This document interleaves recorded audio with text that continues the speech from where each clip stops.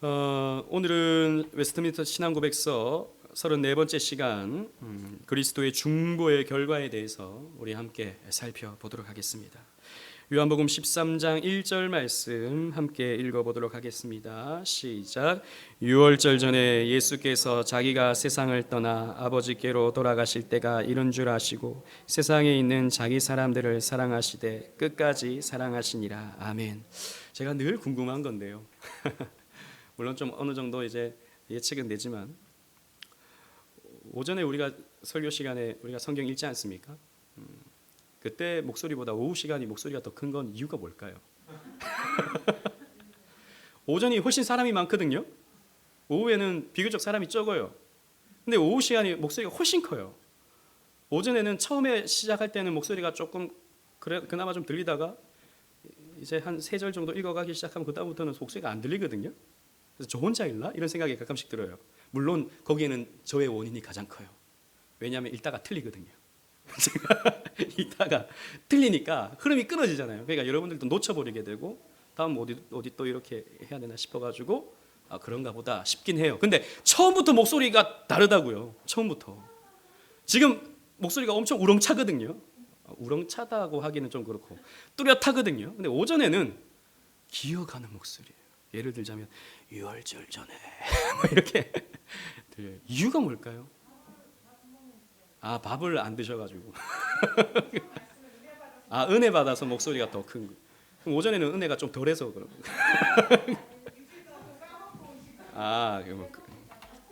그런 여러 가지 이유가 있을 수 있겠죠. 근데 그런 건 있어요. 사실 오전에는요 막 바쁘게 준비하고 막 오다 보니까 마음이 좀 분주한 게 없지 않아 있어요. 또 여러분 뭐 말 잘 듣는 자녀들은 또 괜찮겠지만 말 잘 안 듣는 자녀들 막 깨워가지고 막 옷 입히고 막 이렇게 해가지고 오늘 막 마음이 막 분주하잖아요. 근데 앉아 있으면 이게 내가 듣고 있나 하고 있나 뭐 이런 생각들 때문에 좀 그럴 수 있죠. 그죠? 그런 것 같긴 해요. 그리고 아무래도 이제 오전에는 이제 뭐 이걸 사람이 판단할 수는 없는 거지만 좀 이렇게 뭐 예배만 드리고 가는 분들이 또 있잖아요. 그런 경우보다도 이렇게 교회에 뿌리를 내리신 분들이 이렇게 중심이 되신 분들이 이 자리에 딱 앉아 있어서 분위기가 모아지는 게 또 있죠. 그런 게 분명히 있는 것 같습니다. 제가 이 얘기를 갑자기 왜 하느냐? 목소리가 아주 또렷하게 잘 들려서 너무 은혜로워서 감동해가지고 제가 이렇게 말씀을 드리는 겁니다. 예수님께서 자기 사람들을 사랑하시되 끝까지 사랑하셨다라고 말씀하십니다. 예수님은 끝까지 사랑하셔요. 한 번 사랑한 사람은 포기하지 않으시고 끝까지 사랑하셔요. 예수님께서 그 중보의 자리에서 끝까지 자기 사람들을 지켜내셔서 우리를 구원으로 인도하신다라는 것이죠. 그리스도께서는 우리를 위해 중보하시기 위해서 신인 양성을 가지셨고 또 여러 비천과 비하 그리고 승리의 삶을 살아내셨습니다. 그 모든 것이 중보하시기 위함이었습니다. 예수님의 공생의 모든 사역은 하나님과 우리 사이를 중보하시기 위함이었다라는 것이죠. 그리고 예수님께서 승천하시고 나서 이 땅에 성령을 보내시고 그 구속사역을 적용하시죠. 그것까지도 우리 사이를 중보하시는 것입니다. 그렇다면 그렇게 중보하신 결과가 어떠한지 우리가 함께 살펴보겠습니다. 우리 7항부터 먼저 살펴보도록 할게요. 7항 시작. 그리스도는 두 가지 성품을 따라서 중보자 역을 하셨는데 각각 그 성품의 특유의 것만 하셨다. 그러나 한 인격 안에 통일되어 있었으므로 한 성품에 특유한 것이라도 성경에 의하면 때로는 다른 성품에 소속되는 것으로 나타나고 있다. 아멘. 무슨 말씀인지 이게 뭐를 얘기하고 있는지 우리는 이해하기가 참 어렵습니다. 그러나 우리 지난번 온라인 신앙 강좌를 통해서 우리 신인 양성에 대해서 살펴본 바가 있죠. 예수님은 인간이시면서 동시에 하나님이시죠. 하나님이심과 동시에 사람이시죠. 그래서 우리는 예수님을 생각할 때 이 신인 양성을 함께 생각해야 됩니다. 그 2항에서 우리가 살펴본 대로 이 신인 양성은요 서로 결합되어 있는데 변경되지 않습니다. 즉 하나님과 이 사람됨의 성품을 동시에 가지심으로 새로운 성품으로 변경되지 않는다라는 것이죠. 그리고 이게 섞이지 않는다라는 것입니다. 그리고 혼돈될 수 없다. 이 말은 다르게 표현하면 분리될 수 없다라는 말이에요. 그리고 그래서 이제 우리가 예수님의 신인 양성을 생각할 때 어떻게 이해하냐면 사실 이거는 이거다라고 말하기가 굉장히 어려운 부분이 있어요. 삼위일체도 그렇죠. 삼위일체는 이거다라고 말하기가 어렵지만 이건 아니다라고 말하기는 조금 더 이해하기가 쉽죠. 신인 양성도 마찬가지입니다. 그래서 틀린 이론을 말하면 예수님은 하나님이시다, 하나님만이시다, 하나님이시다 라는 말은 맞지만 신성만을 가졌다라고 말하게 된다면 그 말은 틀린 말입니다. 그리고 예수님은 그냥 인간이시다, 그냥 인간이시다 라고 말하면 그 말도 틀린 말입니다. 그래서 예수님은 이 신성과 인성이 섞여진 새로운 성품을 가지셨다. 새로운 혹은 혼합, 변경 되셨다라고 말하면 그것도 틀린 말입니다. 그리고 하나님 신성과 인성이 분리되어 있다. 예를 들자면 신성, 인성 이게 어떨 때는 신성이 나타나시고 어떨 때는 인성이 나타나시고 그러니까 인성만이 드러나시고 어떨 때는 사람이 되셨고 어떨 때는 하나님이 되셨고 이런 것도 아니다. 그리고 섞여 있는 것도 아니다. 그 몸 안에 반은 신성이고 반은 인성이고 이것도 아니다 라고 하는 이 네 가지의 관점, 요 이해를 갖는 것이 참 중요합니다. 이것이 이제 우리가 예수님의 이 두 양성에 대한 오해를 걷어낼 수 있는 가장 쉬운 방법이 될 수 있어요. 사람만으로 봐도 안 되고 하나님만으로 봐도 안 되고 변경되는 것으로 봐도 안 되고 이렇게 분리되는 것으로 봐도 안 된다라는 것입니다. 성경에 보면요 예수님의 신성의 사역이 있죠. 예수님께서 동정녀 마리아에게 나신 것, 여러분 아버지와 어머니 사이에서 태어나지 않은 사람이 여기에 있습니까? 이 지구상에 있나요? 없죠. 그것은 오직 하나님만이 하실 수 있는 것입니다. 예수님은 동정녀 마리아의 몸에서 나심으로 말미암아 하나님 신성을 가지셨죠. 신성. 그리고 예수님께서 십자가에 달려 죽으심으로 말미암아 온 인류의 죄, 거기에는 택한 백성입니다. 그 택한 백성의 죄를 사하시는 그 사역, 그것을 신성을 통해서 하신 것이죠. 왜냐하면 만약에 사람이 다른 누군가를 대신 죽는 거라면 다른 한 사람만의 죄값을 치를 수는 있겠죠. 그러나 예수님은 하나님이시기 때문에 온 인류의 죄를 덮고도 남는 것입니다. 그건 하나님만이 하실 수 있는 거예요. 예수님께서 이루신 기적들, 이런 것은 사실 신성만으로 보기는 어렵다 그랬습니다.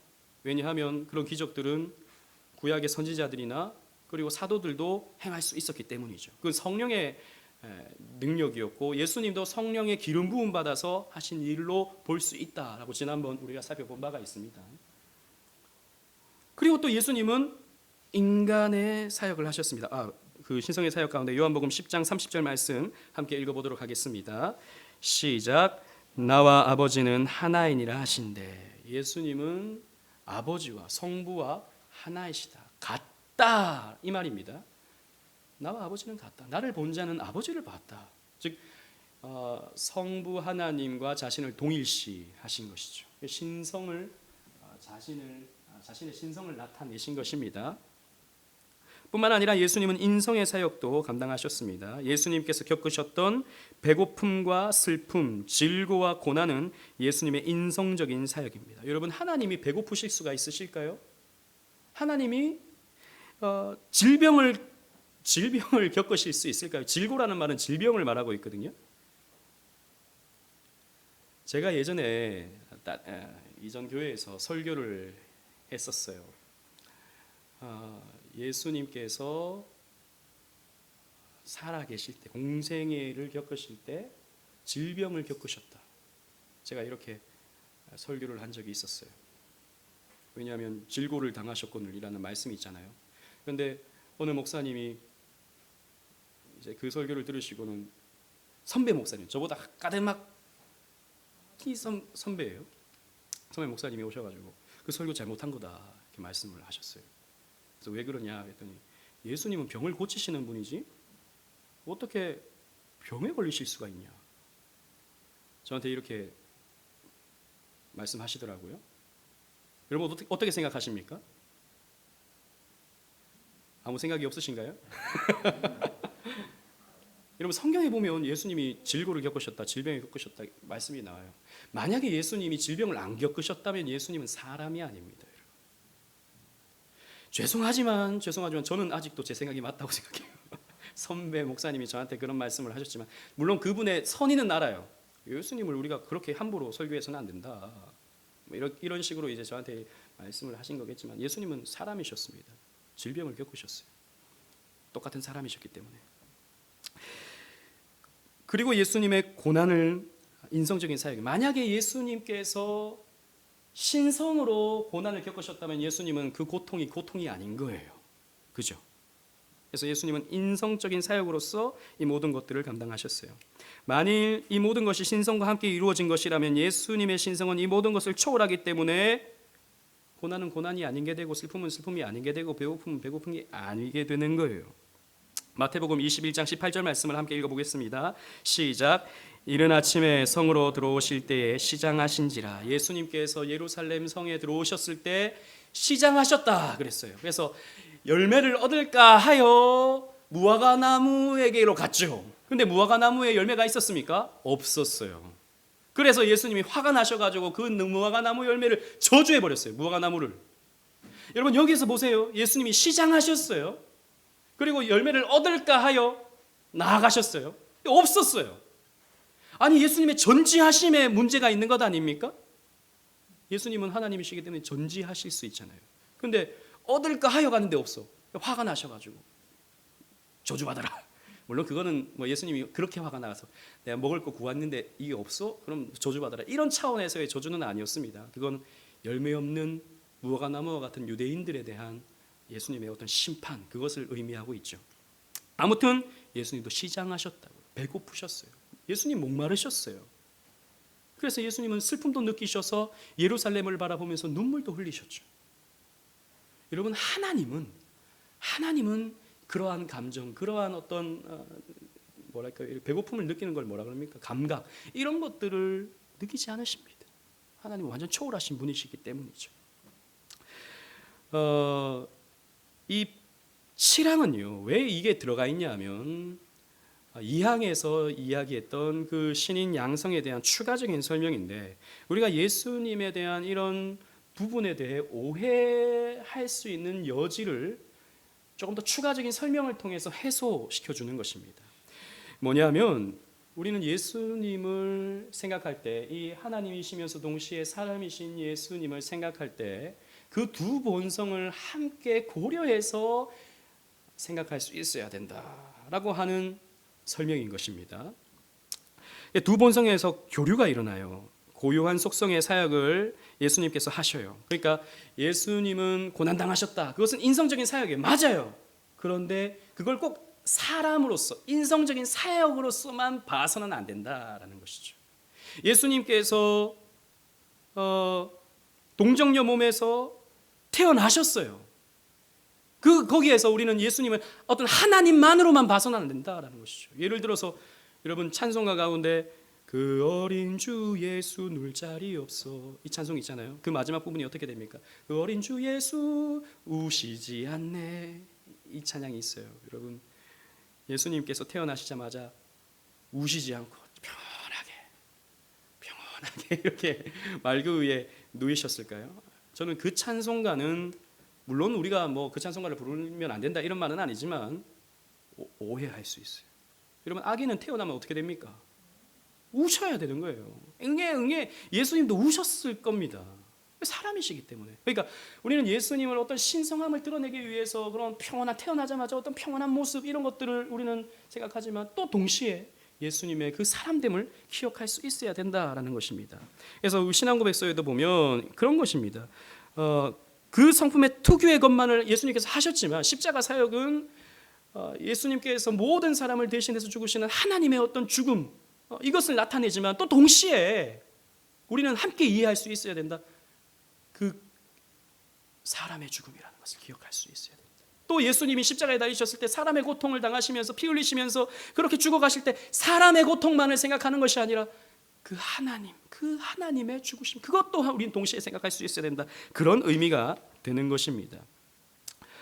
두 본성을 한 인격 안에서 통일된 것으로 우리는 예수님을 봐야 하기 때문이죠. 사도행전 20장 28절 말씀을 함께 읽어보도록 하겠습니다. 시작. 성령이 그들 가운데 여러분을 감독자로 삼고 하나님이 자기 피로 사신 교회를 보살피게 하셨느니라. 자, 여기 보십시오. 하나님이 자기 피로 사신 교회 그랬습니다. 이 하나님은 누굽니까? 예수 그리스도를 말하고 있죠. 예수 그리스도를 가리켜서 하나님, 어떤 신성을 나타내는 표현으로서 사용하고 있다라는 것이죠. 우리는 예수께서 자기 피로 사신, 이 말이 익숙한데 우리는 그 예수님의 어떤 인간됨, 그것만을 생각할 게 아니라 그 신성 또한 함께 생각할 수 있어야 된다라는 것입니다. 그래서 우리와 똑같은 본성을 가지셨지만 온전히 순종하셔서 고통 속에서 절규하시는 하나님도 우리 십자가상에서 달리신 예수님을 바라보면서 함께 생각할 수 있어야 된다라는 것입니다. 그래서 두 본성은 이렇게 교류한다라는 것이죠. 이게 사실 지난번에 또 제가 말씀드린 적이 있지만 이 속성의 교류, 두 본성의 교류라고 하는 교류는 굉장히 중요합니다.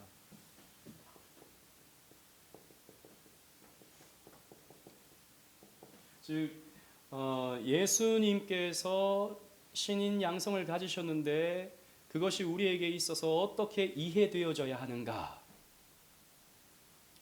예수님이 지금 우리와 함께 하시죠? 확실합니까? 그러면 예수님의 인성이 우리와 함께 합니까? 예수님의 신성이 우리와 함께 합니까?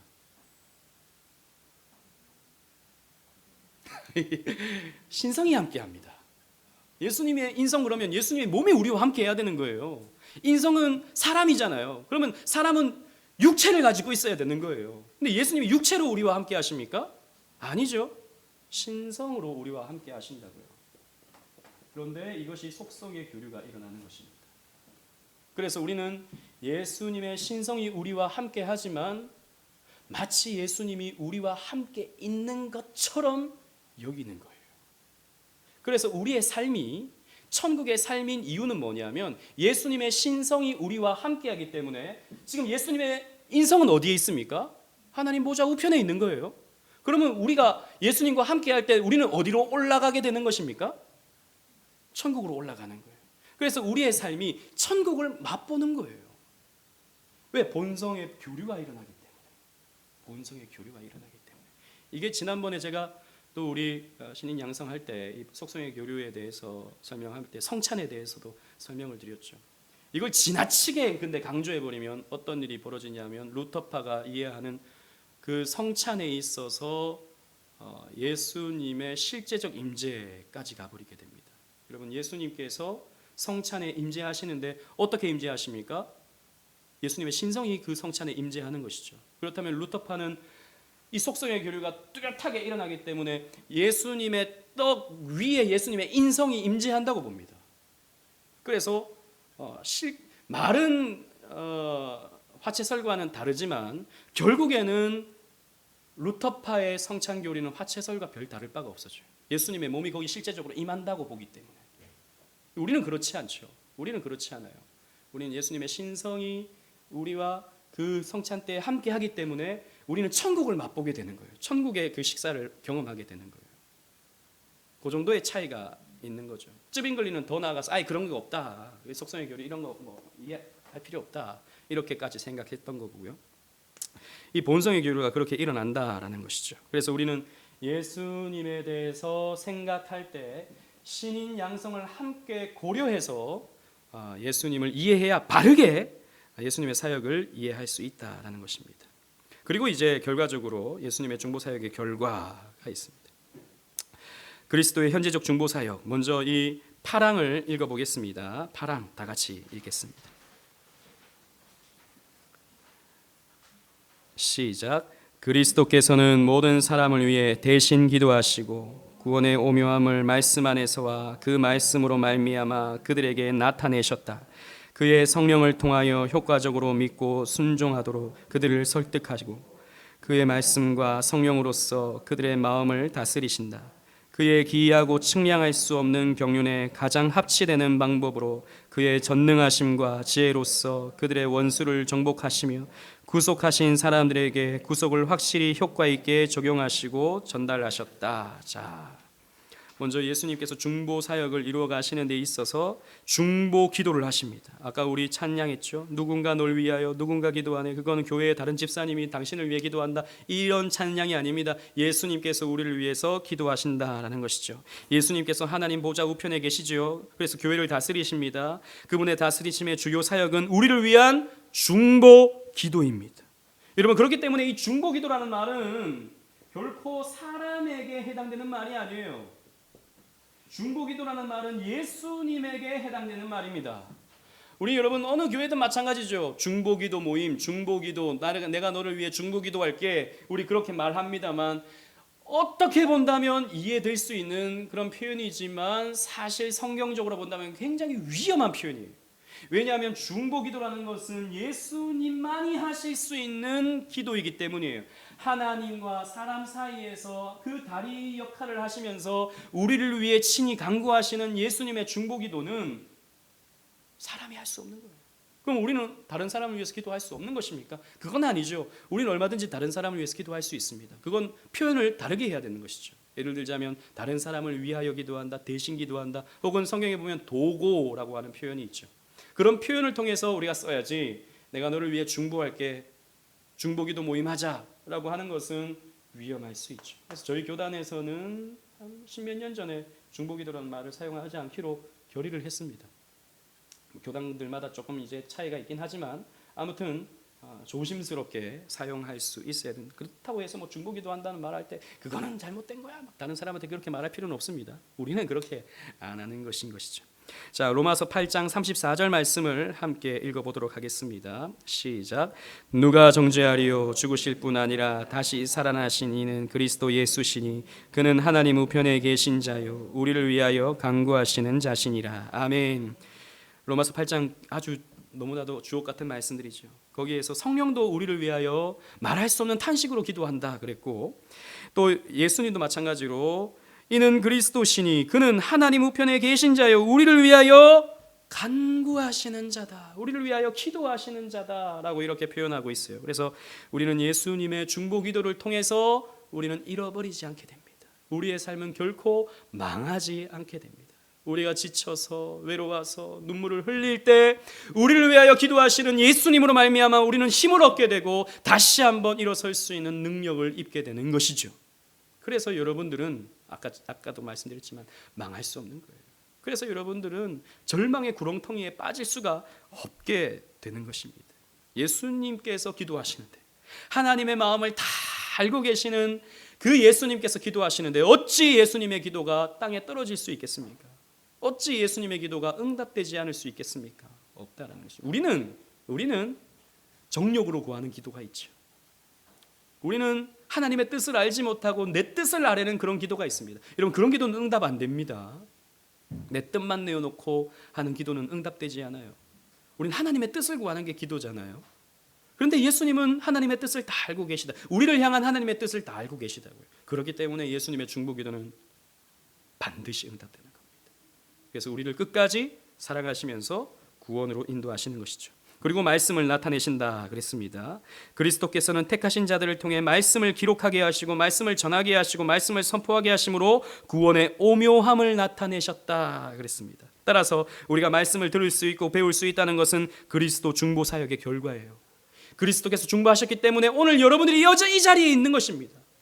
여러분들이 이 자리에 온 것, 발걸음을 옮긴 것, 그리고 이 오후 시간까지 남아있는 것, 여러분들의 의지로 된 것 같습니까? 아니요, 우리의 의지는 언제나 하나님으로부터 멀어지려고 하는 습성을 가지고 있는 거예요. 조금 더 쉬고 싶고, 조금 더 내 하고 싶은 거 하고 싶고, 이게 저와 여러분들의 솔직한 마음들입니다. 그럼에도 불구하고 이 자리에 여러분들이 있을 수 있는 것은 그리스도의 중보 때문이다. 그리스도께서 여러분들의 믿음을 붙들고 계시기 때문에 가능한 것입니다. 그리스도께서는 다르게 역사하지 않으셔요. 오직 기록된 성경 말씀을 통해 우리와 만나시고 우리의 구원을 이루시는 것입니다. 오직 말씀을 통해서. 자, 요한일서 2장 1절 말씀을 함께 읽어보도록 하겠습니다. 시작. 나의 자녀들아, 내가 이것을 너희에게 쓰면 너희로 죄를 범하지 않게 하리 함이라. 만일 누가 죄를 범하여도 아버지 앞에서 우리에게 대언자가 있으니 곧 의로우신 예수 그리스도시라. 아멘. 내가 이것을 너희에게 쓰면, 기록함은, 요한은 이렇게 기록하고 있는 거예요. 너희로 범죄하지 않게 하기 위함이다. 만일 누가 범죄하여도 아버지 앞에서 우리에게 대언자가 있으니 곧 의로우신 예수 그리스도시니라. 그리스도께서 중보하시기 때문에, 그 말씀을 주셨기 때문에 우리는 죄를 범하지 않을 수 있고 죄를 범하여도 용서받을 수 있다라는 말씀이 되는 것입니다. 그리고 예수님께서는 성령을 보내셔요. 그리스도께서 아버지께서 주신 자들에게 성령을 보내십니다. 그리고 그 성령을 통해 선포된 말씀이 믿어지도록 도와주시고 순종할 수 있도록 설득하십니다. 저는 이 표현이 너무 좋아요. 우리 파랑에 보면 여기 보시면 효과적으로 믿고 순종하도록 그들을 설득하신다 그랬죠. 그러니까 언제나 여러분 성령님의 사역은 우리를 폭력적으로 일방적으로 우리를 끌고 가시지 않으셔요. 우리를 설득하셔요. 우리에게 동의를 구하셔요. 인격적이죠. 그러니까 우리의 마음속에 그것을 기뻐할 수 있는 마음을 주시는 겁니다. 하나님 말씀을 배울 수 있는 그 즐거운 마음을 우리에게 허락해 주시는 거예요. 그래서 그 설득 가운데 우리가 이 자리에 앉아 있게 되는 것이죠. 그리고 예수님이 믿어지고 예수님 말씀이 깨달아지게 되는 것입니다. 그래서 성령은 또 결코 홀로 일하지 않으셔요. 이미 선포된 그리스도의 말씀을 통해 일하신다라는 것입니다. 그래서 성령께서는 선포되어진 말씀, 이 성경 말씀을 통해서 우리에게 믿어지게 하시고 이 말씀대로 살도록 몸부림치도록 우리를 이끌어 가시는 것이죠. 그래서 우리에게 부드러운 마음을 주시고 인격적으로 우리를 설득하셔 말씀의 사람으로 우리를 세워 가시는 것입니다. 성령의 사역이다. 이것도 그리스도께서 보내셨기 때문에, 이 그리스도의 영이라고 하죠. 성령의 다른 이름을 그리스도의 영을 보내셨기 때문에 우리는 말씀의 사람으로 세워지는 것입니다. 요한복음 16장 13절 말씀 함께 읽어보도록 하겠습니다. 시작. 그러나 진리의 성령이 오시면 그가 너희를 모든 진리 가운데로 인도하시리니 그가 스스로 말하지 않고 오직 들은 것을 말하며 장래 일을 너희에게 알리시리라. 아멘. 그래서 여러분들이 하나님 앞에 헌신하게 될 때 여러분들은 깜짝깜짝 놀라셔야 됩니다. 왜 내가 지금 이 자리에 앉아있지? 왜 내가 하나님께 11조를 바치지? 그 귀하디 귀한 돈을, 여러분 사실 여러분 11조가 얼마나 귀합니까? 여러분 한 달 내도록 그렇게 일하시고 얻으신 결과물인데 그걸 어떻게 하나님께 드릴 수가 있습니까? 그거 드린다고 해서 누가 알아줍니까? 우리 교회는 뭐 그거 냈다고 해서 이름을 하나 주보에 올려줍니까? 칭찬을 목사가 해줍니까? 성도가 아이고 이렇게 헌금 많이 하셨네요, 아이고 이렇게 귀하시네요, 여러분들을 인정해 주기를 합니까? 그런데 여러분들이 어떻게 보이지도 아니하는 하나님께 그렇게 하나님께 11조를 할 수 있는 것입니까? 여러분 사실 생각해보면 정말 놀라운 일 아닙니까? 여러분 11조에서 여러분들의 삶이 물론 하나님께서 채워주시는 건 있지만 대단히 부자가 되셨나요? 대단히 형통케 되었나요? 아니거든요. 그럼에도 불구하고 여러분들은 매주마다 이 자리에 나와서 예배를 드리고 11조를 바치고 봉사를 하고 또 음식을 만들고, 왜 그렇게 되는 것입니까? 여러분들이 하시는 것 같습니까? 여러분들의 의지로 그게 되는 것 같습니까? 아니에요. 우리는 돈을 좋아해요, 여러분. 몇십만 원 그거 나한테 있으면 아이고 그거 갖고 내가 못할 게 없지. 우리 그렇게 생각하는 게 저와 여러분들입니다. 이 시간 내가 마음대로 쓰고 싶은 게 훨씬 더 좋은 우리의 마음입니다. 그럼에도 불구하고 우리가 그렇게 할 수 있는 것은 성령의 설득 때문이에요. 그리스도께서 보내신 그 중보의 사역으로 말미암은 그 성령의 설득 때문에 내가 그 모든 일들을 하고 있는 거예요. 그래서 여러분들의 신앙생활은 놀라운 거예요. 아무도 안 놀라시는데 놀라운 거예요. 가만히 한번 생각해 보세요. 얼마나 여러분 돈 좋아합니까? 돈 그러면 자다가 벌떡 일어나는 게 우린데, 그런데도 우리가 어떻게 그렇게 하나님께 드릴 수 있는 것입니까? 성령께서 우리에게 그런 마음을 주시기 때문이에요. 그래서 성령이 그 말씀을 우리에게 적용해 가시는 것이죠. 그 말씀으로 우리를 이끌고 가시기 때문이죠. 이것을 우리가 한번 곰곰이 생각해 본다면 정말 우리는 감사할 수밖에 없게 되는 것입니다. 그래서 정리하겠습니다. 사실 오늘 제목을 제가 어떻게 이걸 다 포괄해서 어떻게 정할까 고민하다가 그냥 중보의 결과, 왜냐하면 이 8장의 내용을 이 7항 8항이 좀 정리해주고 있는 내용이기 때문에 그냥 결과라고 이렇게 했지만 이 마지막 부분만 사실 엄밀히 말해서 결과라고 할 수 있습니다. 마지막 부분에 어떻게 되어 있죠? 구속하신 사람들에게 구속을 확실히 효과 있게 적용하시고 전달하셨다. 확실히 실패함이 없다라는 것입니다. 분명하고 확실하게 적용하신다라는 것입니다. 구속한 백성들에게 그렇게 한다는 것이죠. 그래서 아버지께서 주신 모든 사람은 이 그리스도의 사역으로 말미암아 효과적으로 적용되어 반드시 구원에 이르게 됩니다. 저와 여러분들이 하나님의 택자, 선택받은 자, 구속받은 자라면 이 중보의 사역은 반드시 적용되어서 구원에 이르게 됩니다. 우리가 감히 상상할 수 없는 탁월한 방법으로 지금 우리가 고난을 당하는 것 같고 애매하게 어려움을 당하는 그런 위험 속에 있지만 하나님은 이것조차도 합력하여 선을 이루셔서 우리를 구원하는 도구로서 사용해 주시는 거예요. 그래서 여러분, 고난이라고 하는 것은 두 가지의 결론을 우리에게 가져다 줍니다. 신자에게. 첫 번째는 이 고난으로 말미암아 우리의 신앙이 더 단단해져요. 더 단단해져요. 그래 또 한편으로는 이 고난으로 말미암아 우리의 신앙을 잊기도 해요.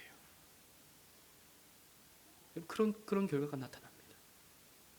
그런데요, 하나님께서 우리를 이 고난으로 말미암아 때로는 신앙을 잃어서 낙심에 빠지고 침륜에 빠져서 멀어지는 것 같은 그런 상황을 우리에게 허락하신다 할지라도 그 밑바닥의 처절함을 깨닫고 다시 올라설 수 있는 디딤돌을 우리에게 또 허락해 주시는 거예요. 그래서 우리는요, 상상할 수 없어요. 상상할 수 없어요. 여러분, 저는 참 걱정이 되는 것은 제가 여러분들에게 여러 번 이런 말을 했지만 이번 코로나로 인해서 예배 안 드리는 게 익숙해져 버린 사람들이 있어요. 예배 안 드리는 게. 그래서 오늘도 나오겠다고 약속은 했지만 또 못 나온 사람들이 있어요. 주일날에는 이제 나오는 게 너무 힘든 거예요. 일어나 보니까 10시 반이야.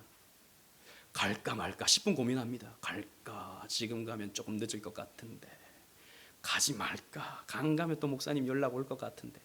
고민하다가 답은 인터넷이다. 이렇게 되는 거예요. 우리 다 그렇게 될 수밖에 없죠. 그래서 우리는 어떻게 보면 판단합니다. 아이, 믿음 없는 사람들. 아이, 그렇게 그 정도도 못 이겨내나? 그 정도도 못 하나? 그런데요, 하나님의 방법은요, 우리의 생각을 초월합니다. 우리의 상상을 초월해요. 어떻게 그 사람들을 또 하나님께서 변화시키고 훈련시키셔서 당신의 백성으로 세우실지 우리는 모르는 거예요. 그래서 감히 우리가 저 사람은 저렇게 하는 거 보니까 택자다, 저 사람은 저렇게 하는 거 보니까 불택자다, 감히 우리가 판단해서는 절대 안 되는 것입니다. 우리가 상상할 수 없는 방법으로 하나님은 당신의 백성들을 끌고 가십니다. 그래서 지난번 우리 바빙크가 말했던 것처럼 우리 선택교리 공부할 때 우리는 모든 사람을 택자라고 간주하고 설교하고 가르치고 권면하고 이끌어 가야 돼요. 우리가 상상할 수 없는 방법으로 하나님이 일하시기 때문입니다. 그래서 그리스도의 전능과 지혜로서 원수의 집요한 방해와 대적을 물리치시고 우리를 향한 구원을 아름답게 완성해 주시는 것이죠. 로마서 8장 39절 말씀을 함께 읽어보겠습니다. 시작. 높음이나 깊음이나 다른 어떤 피조물이라도 우리를 우리 주 그리스도 예수 안에 있는 하나님의 사랑에서 끊을 수 없으리라. 아멘. 우리가 도망가면 그리스도께서 끌고 오셔요. 우리가 넘어지면 다시 일으켜 주셔요. 우리가 울고 있으면 눈물 닦아주시고 다시 이렇게 세워주셔요. 우리가 더 이상 교회 가기 싫어, 나 이제 그냥 옛날의 삶으로 돌아갈래, 도망간다 하더라도 하나님께서 당신의 날개로 쫙 펴셔서 그 날개로 업어버리셔요. 그리고 또 날아오르셔서 우리를 원래 자리에 이끌어버리셔요. 예수 그리스도의 중보는 이런 것입니다. 그리스도의 중보는 이런 것이에요. 그래서 여러분, 지금 여러분들의 낙심, 지금 여러분들의 힘겨움 때문에 아이고 나는 믿음이 없어서 요것밖에 안 되니까 나는 정말 하나님 앞에 설 자격이 없다. 그런 말 하지 마세요. 그런 말 하지 마세요. 물론 그런 말 하는 분은 여긴 없지만 혹시 그럴까 봐 그런 말 하지 마시라는 거예요. 여러분, 여러분들을 믿지 마요. 여러분들을. 나는 내가 지금 훈련을 받은 게 지금 몇 년인데 나는 아무리 고난이 닥쳐오고 아무리 힘겨움이 닥쳐와도 나는 꿋꿋이 서 있는다. 여러분, 여러분들 장담하지 마십시오. 장담하지 마세요. 우리를 믿지 마세요. 중보하시는 그리스도를 믿으시기 바랍니다. 중보자, 끝까지 사랑하시는 이 중보자 예수 그리스도, 여러분들을 끝까지 포기하지 아니하시는 중보자 예수 그리스도를 의지하시기를 바랍니다. 함께 기도하시겠습니다.